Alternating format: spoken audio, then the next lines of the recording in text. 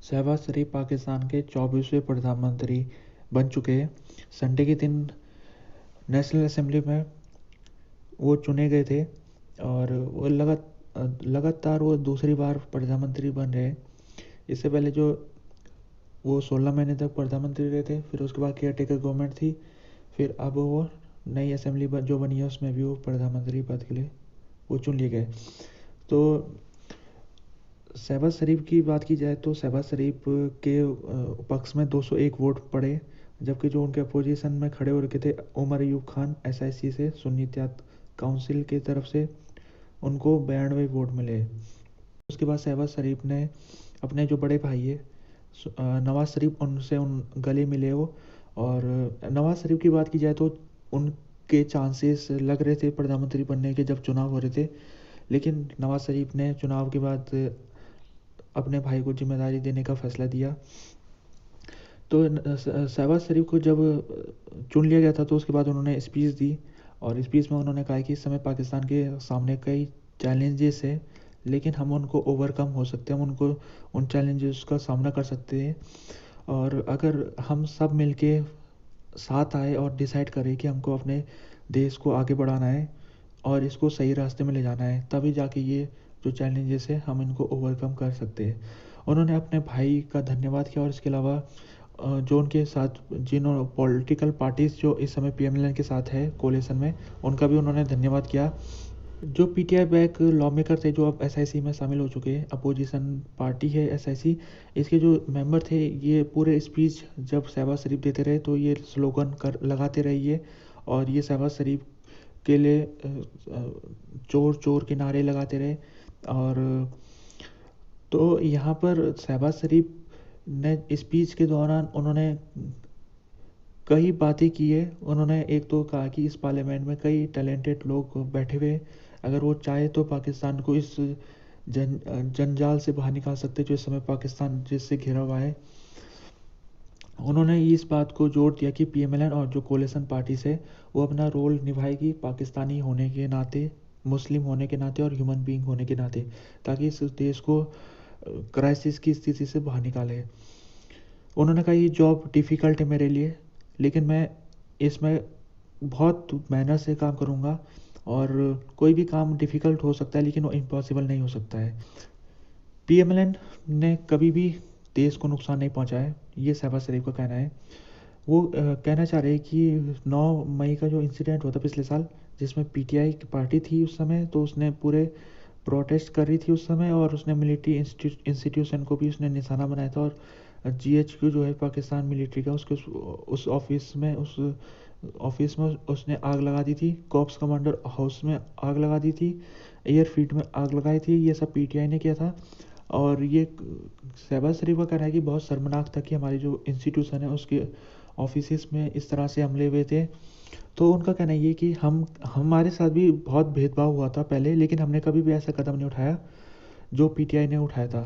तो उन्होंने डायरेक्टली तो पीटीआई का नाम नहीं लिया, लेकिन उन्होंने कहा कि जो अपोनेंट है वो इस तरह से करते हैं जो कि सही नहीं है, वो हमारे देश को नुकसान पहुंचा रहे हैं ऐसे करके, जो उन्होंने 9 मई को किया था। और जो शहबाज शरीफ है उन्होंने इस बात में भी जोर दिया कि इस समय जो कर्जा है देश का वो बहुत ज़्यादा अलार्मिंग लेवल में पहुंच चुका है। और उन्होंने कहा है कि जो एक्सपेंडिचर है नेशनल असेंबली का वो भी बोरो मनी से पे होता है, यानी कि जो हम उधार पैसा जो हम लेते हैं उसी से हमारा जो नेशनल असेंबली का एक्सपेंडिचर उसी के बलबूते में चल रहा है।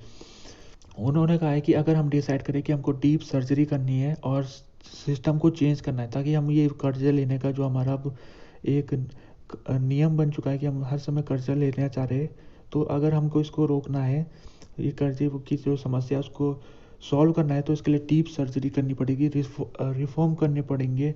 और मुझे इसमें कोई डाउट नहीं है कि नवाज शरीफ 80% जजारी और दूसरे इस बात को एग्री करते हैं कि हमको या तो हम इस कर्जे की बीमारी से अपने आप को छुड़ा ले, या फिर हमको इसी में चलते रहे और हमको अपना सर झुका के चलना पड़े कर्जे लेने लेते लेते।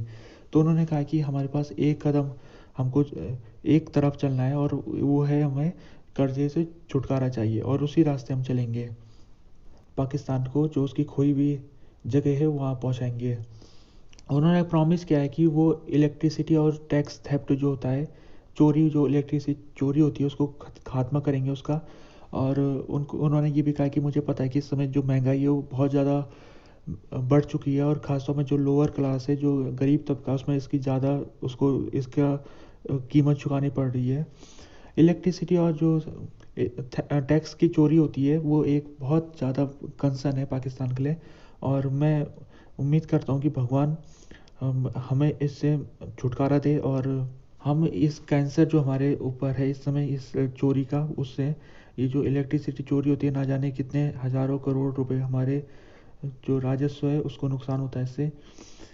वो कहते हैं ये बहुत डिफ़िकल्ट है, लेकिन ये बहुत डिफ़िकल्ट है, बहुत लंबा रास्ता और काफ़ी कांटों से भरा रास्ता है।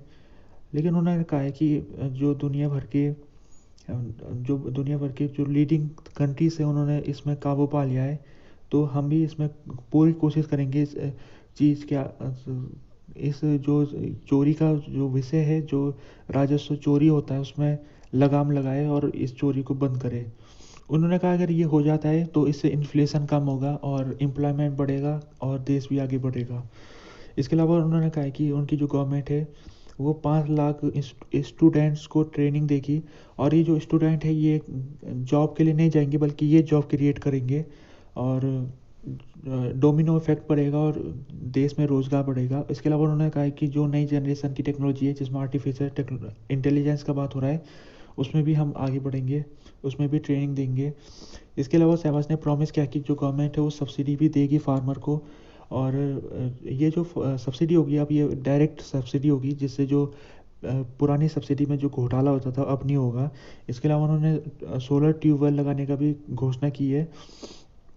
उन्होंने कहा कि हम सीड माफिया को एलिमिनेट करेंगे, और हम जो बेस्ट कंट्री से, जहाँ बेस्ट क्वालिटी का सीड होता है वहीं से अब सीड को इंपोर्ट करेंगे और उनको उस सीड को फार्मर तक पहुँचाएंगे। शहबाज ने कहा है कि जो सेंट्रल गवर्नमेंट होगी वो सभी 4 प्रोविंस के साथ मिलकर काम करेगी एग्रीकल्चर के क्षेत्र में।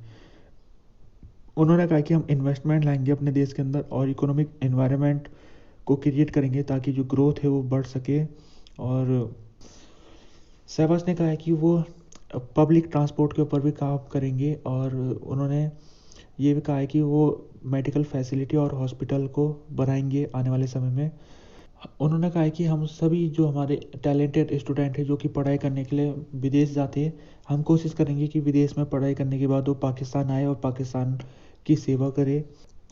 उन्होंने कहा कि 9 मई के दिन जो वाक़या हुआ था जिसमें दंगे हुए थे, पिछले साल की बात कर रहे हो, और उसमें पीटीआई के जो कार्यकर्ता थे उन्होंने आग लगाई मिलिट्री हेडक्वार्टर में। तो उसके लिए वो कह रहे कि जो लोग शामिल थे दंगे में उनको माफ़ नहीं किया जाएगा, लेकिन जो लोग ज़बरदस्ती इसमें फंसाए गए, उनका कोई संबंध नहीं था, तो इसमें उनको ज़बरदस्ती जेलों के अंदर रखा भी नहीं जाएगा। तो यानी जो लोग जिम्मेदार हैं उनको उनके ऊपर कार्रवाई होगी, और जो लोग अभी जिम्मेदार नहीं है लेकिन वो गलतफहमी में, वो अभी जेल की सलाखों के पीछे, उनको छोड़ दिया जाएगा।